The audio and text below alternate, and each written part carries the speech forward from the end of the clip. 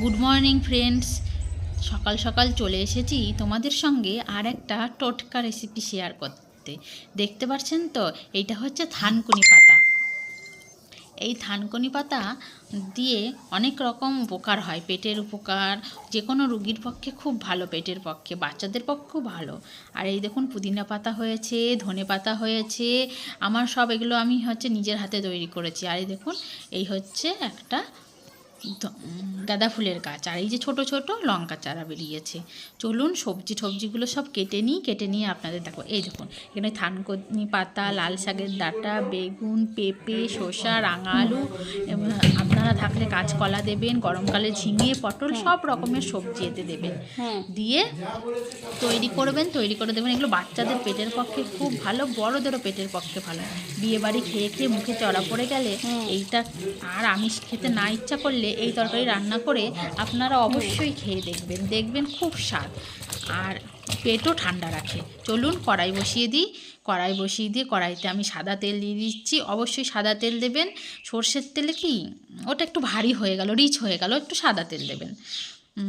Sunflower oil দেবেন। দিয়ে তার মধ্যে আপনি মাস্ট ফোড়নটা কিন্তু আপনারা মনে রাখবেন, এতে ফোড়ন হবে মেথি, আর এই যে এই মেথিটা, আর হবে সর্ষে, কালো সর্ষে দেবেন, অবশ্যই কালো সর্ষে দেবেন। এতে কোনো লঙ্কা যাবে না, জানেন তো এটা রুগীরা খাচ্ছে, অত লঙ্কা না দেওয়াই ভালো।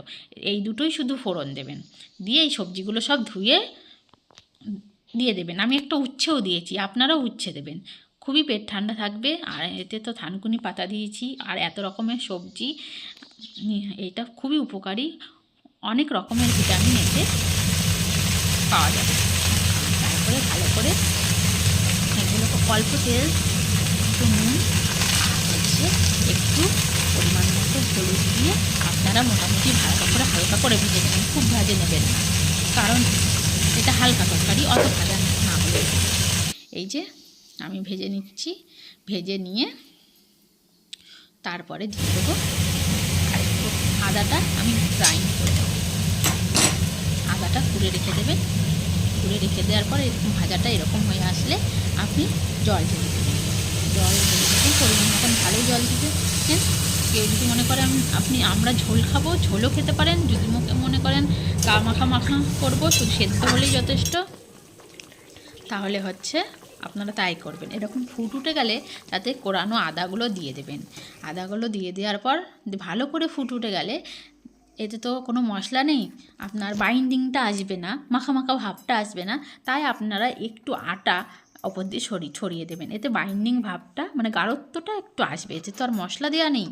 তারপরে একটু পরিমাণ মতো মিষ্টি দিয়ে দেবেন। আর কিচ্ছু নয় বন্ধুরা, আর কিচ্ছু দেবেন না। আর কিচ্ছু না দিয়ে এই দেখুন, আমার রান্নাটা প্রায় হয়েই এসেছে। কত সুন্দর গাঢ়ত্ব ভাব চলে এসেছে।